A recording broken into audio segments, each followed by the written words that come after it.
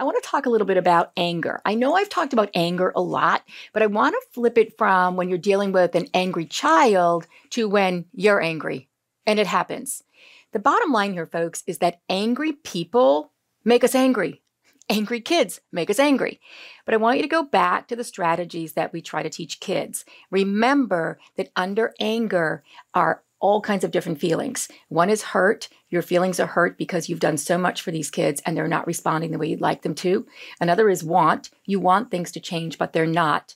Another could be fear. You're fearful that you might not be doing a great job. Maybe you're just starting out in education and you're like, am I doing this wrong? And of course you care, and care is everything. The reason you get angry is because you care.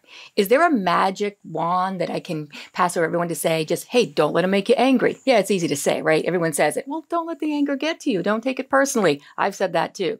I know how hard that is. But if you can get under anger and remember that every time those kids make you angry, you are dealing with a hurt, a want, a care, or a fear, and sometimes even a sad. Remember, anger has been described as underneath all of the mads, there's sads. So you're allowed to have those feelings. But if you can identify with those feelings, you might be able to feel a little bit better versus running away just feeling angry.